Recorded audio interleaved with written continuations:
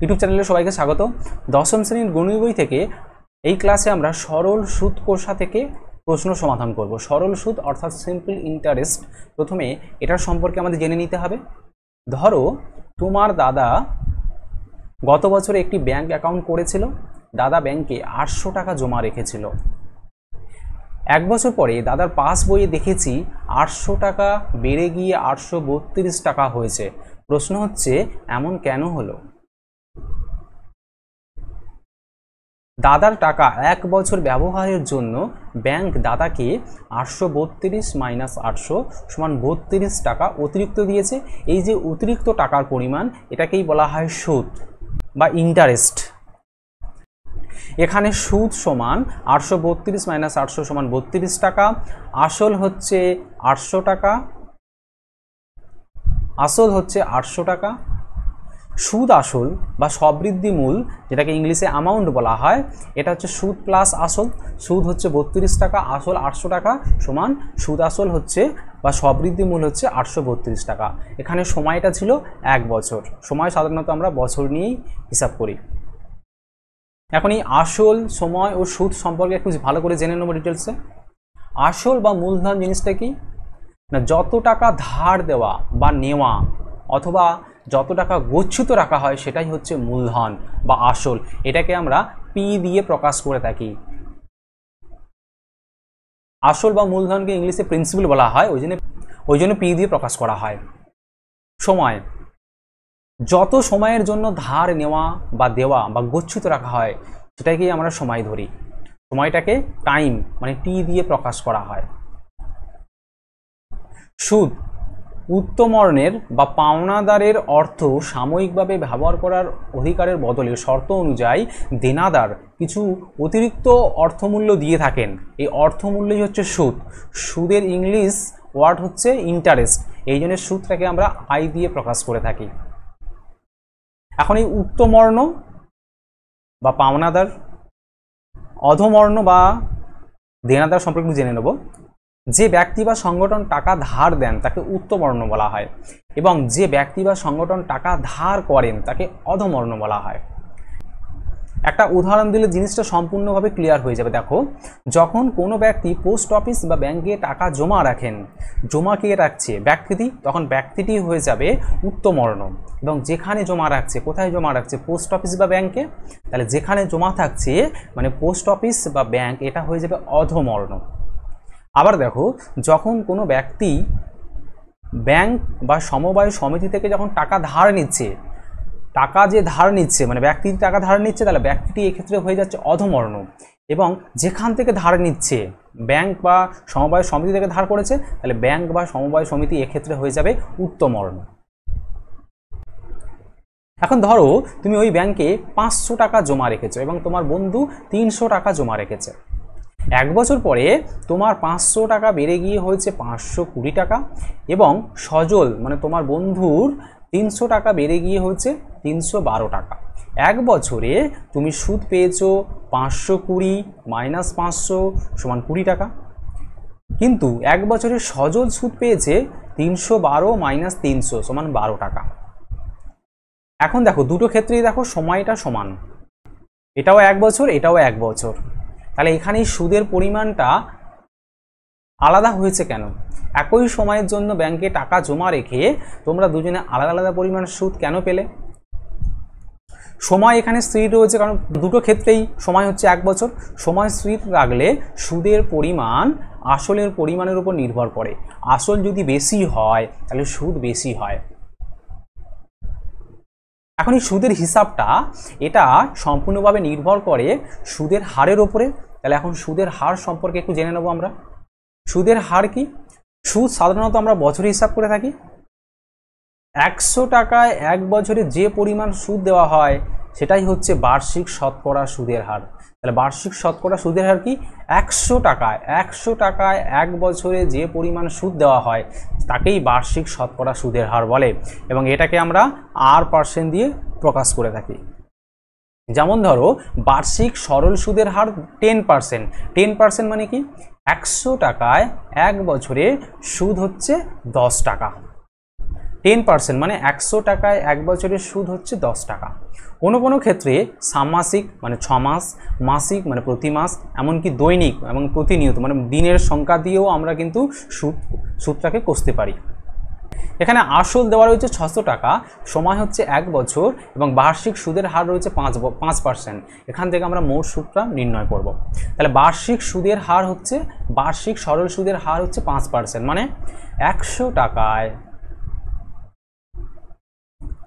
1 বছরের সুদ 5%, মানে 5 টাকা। এখানে চেয়েছে 600 টাকা, তাহলে এখন উইকিং নিয়ম করব। 1 টাকায় 1 বছরের সুদ সমান 5/100 টাকা।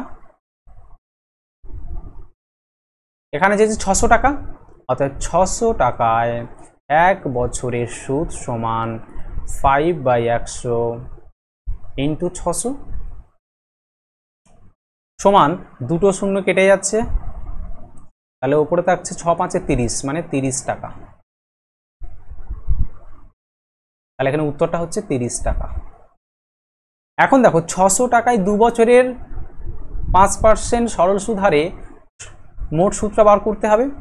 তাহলে আমরা পেয়েছি 600 টাকায় 1 বছরের সুদ পেয়েছি, তাহলে 600 টাকায় 2 বছরের সুদ হবে, ভালো করে লক্ষ্য করো এখানে দেখো এই যে 600 টাকাটা দেখো সমান, তাহলে এটা কিন্তু এখানে ফিক্সড হয়ে গেছে, মানে স্থির রয়েছে এটা, ঠিক আছে। তাহলে এটাকে আমরা বাদ দিয়ে দেবো, হিসাবের মধ্যে ধরবো না। তাহলে দেখো 1 বছরের সুদ হচ্ছে 30 টাকা, তাহলে 2 বছরের সুদ কত হবে, 30-এর সাথে 2 গুণ করে দেবো সমান 60 টাকা। তাহলে এখানে হবে 60 টাকা, একেবারে সহজ। আসল ধরেছি p টাকা, সময় t বছর, বার্ষিক সুদের হার 8%। এখন আমরা মোট সুদটা আমরা নির্ণয় করব। মোট সুদ যেটাকে লেখা হয় i দিয়ে, সেটা আমরা বার করব। বার্ষিক সুদের হার দিয়েছে 8%, মানে 100 টাকায় 1 বছরের সুদ 8%, মানে 8 টাকা। অতএব 1 টাকায় 1 বছরের সুদ হবে r/100 টাকা। এখানে দেখো আসলটা p দেওয়া রয়েছে, তাহলে p টাকায় 1 বছরের সুদ সমান r/100 ইন্টু p টাকা। এখানে সময়টা t দেওয়া রয়েছে, তাহলে pটা এখানে একই রাখবো, তাহলে p টাকায় t বছরের সুদ সমান, এখানে ভালো করে লক্ষ্য করো এখানেও p রয়েছে, এখানেও p রয়েছে, তাহলে pটা এখানে স্থির রয়েছে, তাহলে এটা আমাদের এই হিসাবের মধ্যে আসবে না, এটা মানে এটাকে আমরা স্থির ধরে নেব। তাহলে এখানে 1 বছরের সুদ হচ্ছে এই টাকাটা, r/100 ইন্টু p টাকা। তাহলে t বছরের সুদ কত হবে, তাহলে ওর সাথে আমরা t গুণ করে দেবো ইন্টু t, এত টাকা। এটাকে দেখো একটু সুন্দরভাবে সাজালে কি হবে, p আর ওপরে হচ্ছে PRT/100, এত টাকা। তাহলে আমরা সুদ মানে ইন্টারেস্ট কি পেলাম, PRT/100, এটাই হচ্ছে আমাদের সূত্র। সুদ হবে PRT/100 টাকা। আসল যদি p টাকা হয়, সময় যদি t বছর হয় এবং বার্ষিক সুদের হার যদি 8% হয়, সেক্ষেত্রে সুদ সমান PRT/100। এটাই আমাদের সূত্র রয়েছে। এই অঙ্ক দিয়েই আমাদের এখানের সমস্ত অঙ্ক হয়ে যাবে। কোষে দেখি 2-এর প্রথম প্রশ্ন, 2 বন্ধু একসঙ্গে একটি ছোট ব্যবসা চালাবার জন্য বার্ষিক 12% সরল সুদের হারে একটি ব্যাংক থেকে 15,000 টাকা ধার নিলেন। 4 বছর পরে ওই টাকার জন্য তাদের কত টাকা সুদ দিতে হবে হিসাব করে লিখি। ভালো করে লক্ষ্য করো তো, টোটাল 15,000 টাকা ওরা ধার নিয়েছে, তাহলে আসল এটাকে আমরা p দিয়ে লিখি সমান হচ্ছে 15,000 টাকা। বার্ষিক সুদের হার হচ্ছে 12%, বার্ষিক সরল সুদের হার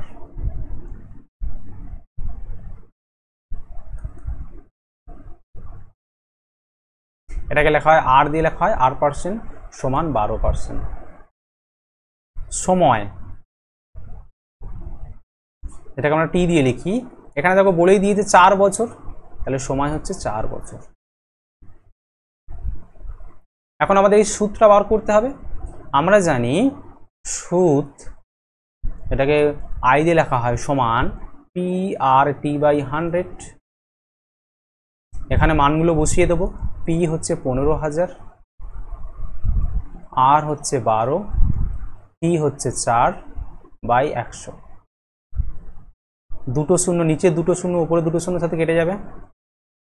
তাহলে ওপরে থাকছে 150 × 12 × 4 সমান, দেখো 15 মানে 150-র সাথে 4-এর আগে গুণটা করে নেব।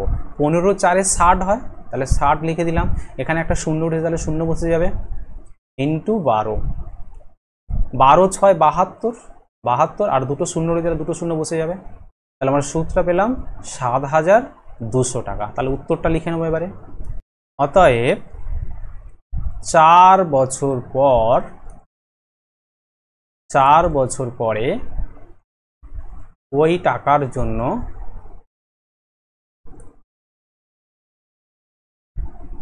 তাদের 7,200 টাকা সুদ দিতে হবে।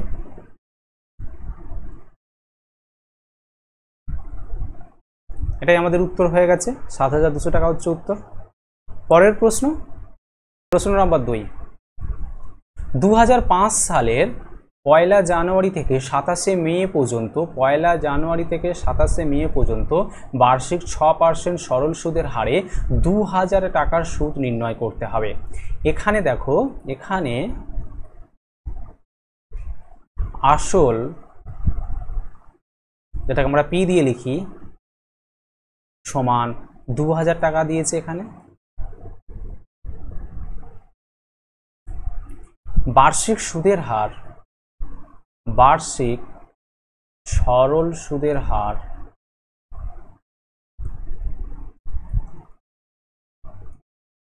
যেটাকে আমরা আর দিয়ে ডিনোট করি, আর দিয়ে লিখি R%, সমান দিয়েছে 6%।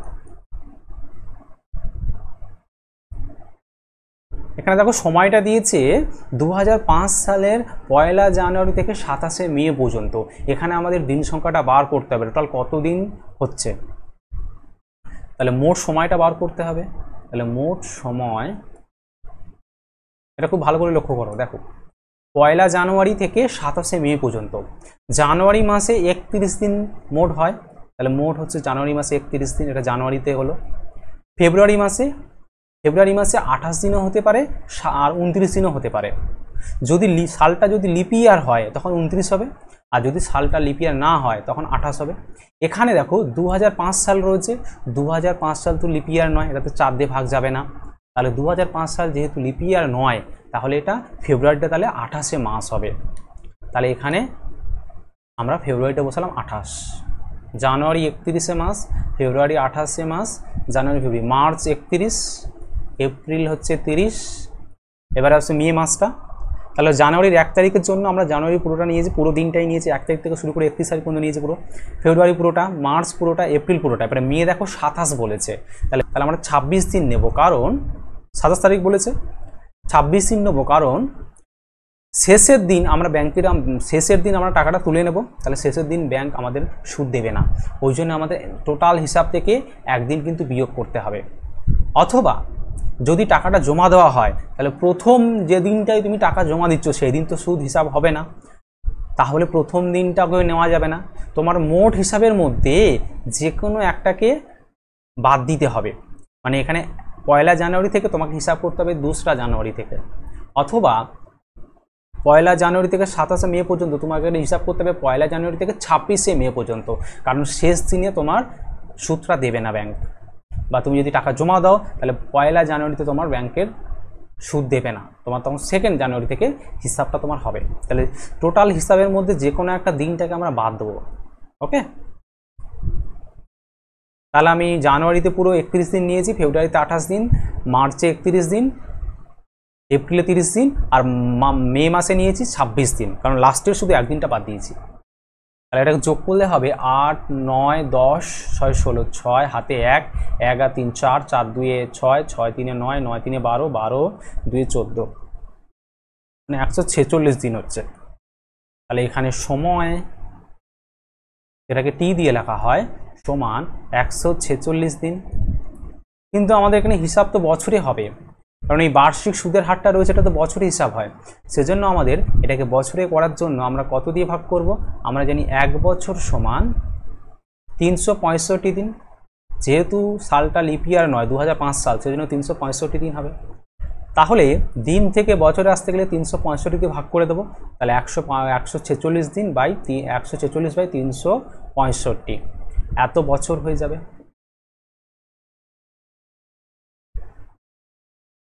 এবার আমাদের সূত্রটা বার করতে হবে। আমরা জানি সুদ আই সমান PRT বাই 100।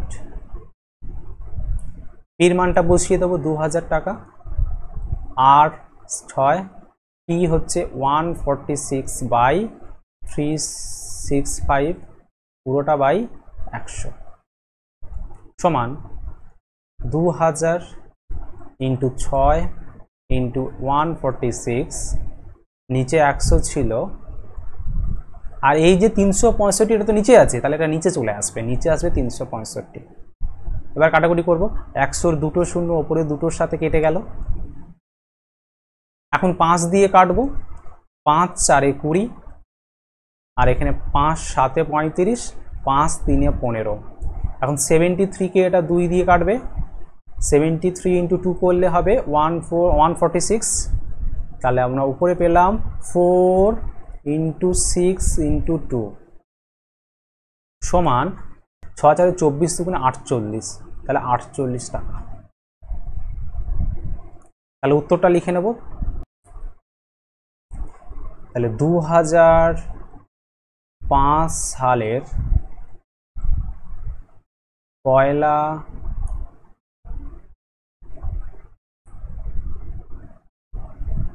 জানুয়ারি থেকে 27 মে পর্যন্ত বার্ষিক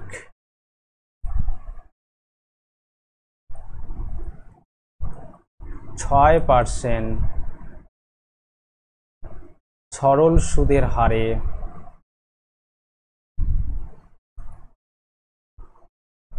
$2000 টাকার সুদ হবে 48 টাকা। 48 টাকা, এটাই আমাদের উত্তর। পরের প্রশ্ন, বার্ষিক 8.13% সরল সুদে 960 টাকার 1 বছর 3 মাসের সবৃদ্ধি মূল কত হবে বার করতে হবে। সবৃদ্ধি মূল মানে সুদ প্লাস আসল।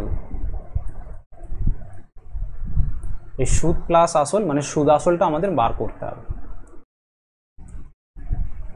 তাহলে এখানে আসল হচ্ছে 960 টাকা, আসল পি সমান 960 টাকা।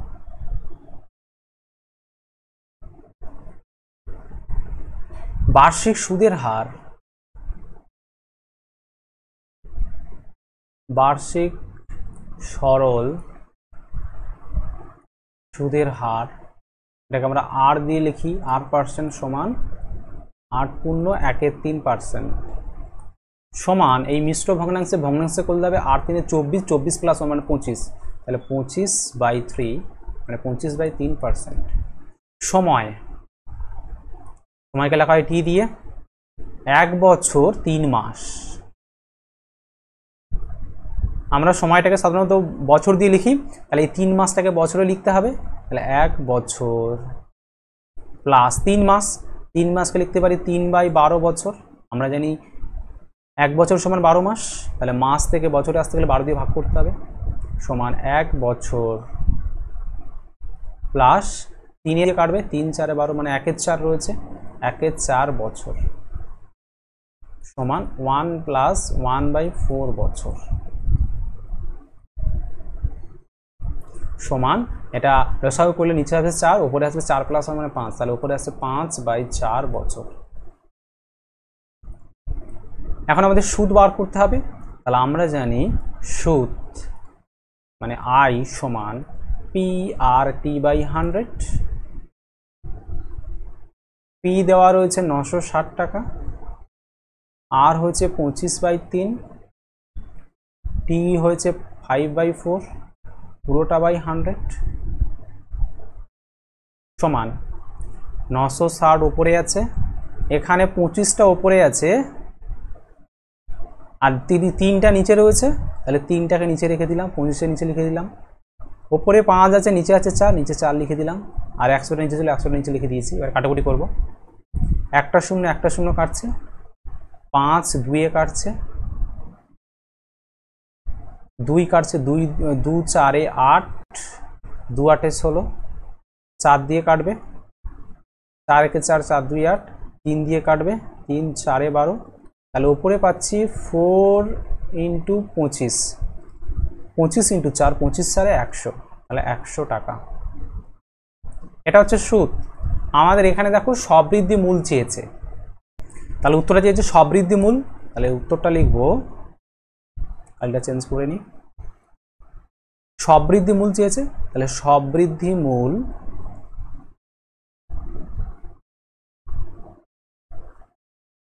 সবৃদ্ধি মূলের পরিমাণ সমান আসল প্লাস সুদ। আসল ছিল 960 টাকা আর সুদ পেয়েছি 100 টাকা, তাহলে এই দুটোকে যোগ করে দেব, যোগ করলে হবে 0 6 আর 9 10, 1060 টাকা। এটাই আমাদের উত্তর। সমৃদ্ধি মূল হচ্ছে 1060 টাকা, এটাই উত্তর। প্রশ্ন নম্বর 4, উৎপল বাবু তার জমি চাষের জন্য সমবায় ব্যাংক থেকে বার্ষিক 6% সরল সুদের হারে 3200 টাকা 2 বছরের জন্য ধার নিলেন। 2 বছর পরে সুদ আসলে তাকে কত টাকা শোধ করতে হবে হিসাব করে লিখি। তাহলে এখানে ভালো করে লক্ষ্য করো, উৎপল বাবু তার জমি চাষের জন্য সমবায় ব্যাংক থেকে বার্ষিক 6% সরল সুদের হারে, মানে 8টা পেয়ে গেছি, 6 3200 টাকা ধার নিয়েছিলেন, তাহলে 3200 এটা হচ্ছে আসল 2 বছরের জন্য, তাহলে সময় হচ্ছে 2 বছর। আসল পি সমান 3200 টাকা, বার্ষিক সুদের হার 6%, বার্ষিক সরল সুদের হার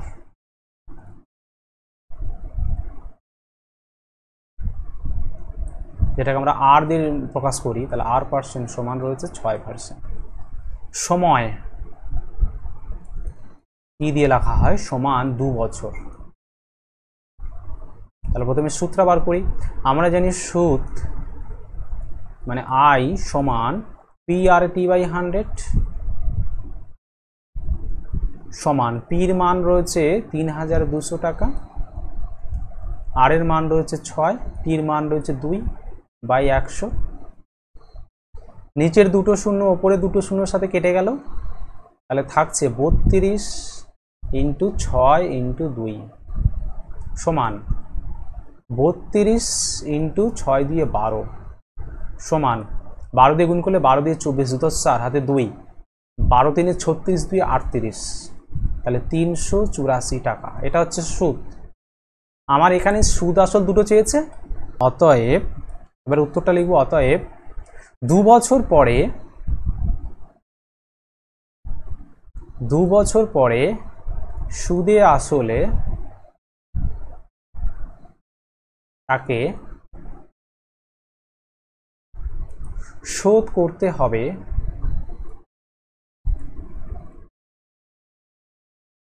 আসল ছিল 3200 প্লাস 384 এত টাকা, সমান এটা যোগ করলে হবে 4 8 আর 3 2 5 আর এখানে 3, মানে 3584 টাকা।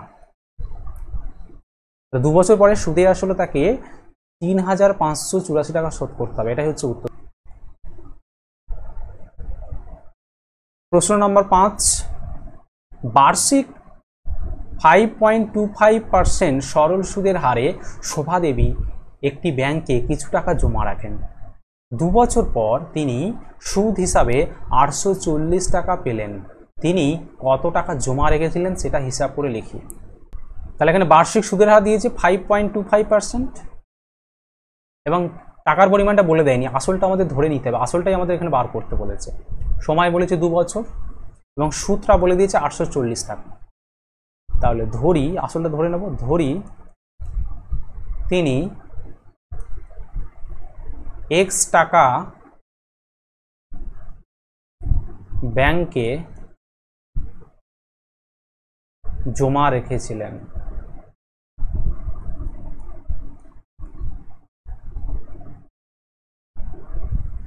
আসল এটাকে পি দিয়ে লেখা হয়, তাহলে এই আসলটা হচ্ছে এখানে x টাকা, এটাই আমাদের বার করতে হবে, ওটা আমরা x ধরে নিয়েছি। বার্ষিক সরল সুদের হার, বার্ষিক সরল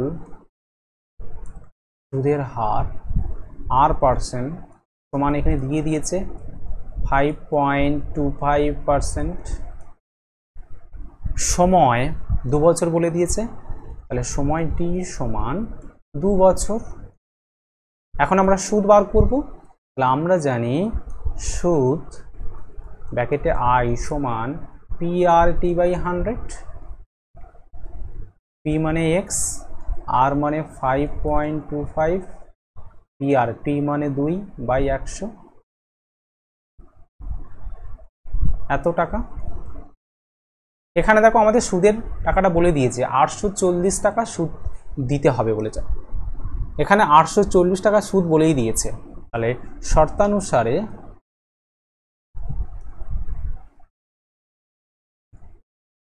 এই যে সূত্র পেয়েছি x × 5.25 × 2/100, এটা সমান 840 টাকা। তাহলে এখান থেকে আমরা হিসাব করে x এর মান বার করব। তাহলে x সমান কি হবে, দেখো এই 100টার সাথে গুণ হয়ে যাবে, 840 × 100 হয়ে যাবে, আর x এর সঙ্গে যেটা ছিল সেটা ডান দিকে পাঠালে ভাগ হয়ে যাবে, নিচে চলে আসবে 5.25 × 2। এবার কাটাকুটি করব, সমান দশমিকটাকে তুলে দেবো, 840 × 100 দশমিক তুললে ওপরে 100 হবে, যেহেতু দশমিকের পরে দুটো ডিজিট রয়েছে, × 2 রয়েছে। এবার কাটাকুটি করব, 25 দিয়ে কাটবো, 25 × 4 = 100, এটা 25 × 2 = 50, 25 × 1 = 25। এখন এটা 2 দিয়ে কেটে দেবো, 2 × 4 = 8, 2 × 2 = 4, 0। 21 দিয়ে কাটবে, 21 × 2 = 42, তাহলে ইন্টু শূন্য আছে বলে একটা শূন্য বসে যাবে। তাহলে আমরা পেলাম কত, ওপরে পেলাম 20 × 4 × 100, 20 × 4 = 80, 80-র সাথে 100 মানে 8000, 80-র সাথে আরও দুটো শূন্য মানে 8000। তাহলে x এর মানটা পেয়ে গেছি 8000। তাহলে এটাই হচ্ছে আমাদের আসল। তাহলে উত্তরটা কি লিখব, অতএব তিনি 8000 টাকা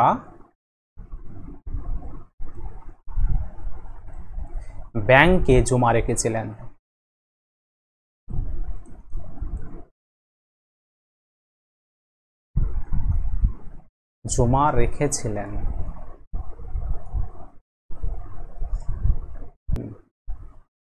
তাহলে 8000 এটাই হচ্ছে আমাদের উত্তর,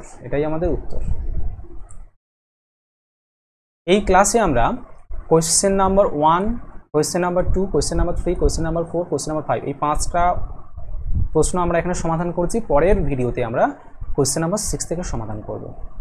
পুরো ভিডিওটা দেখার জন্য সবাইকে অসংখ্য ধন্যবাদ।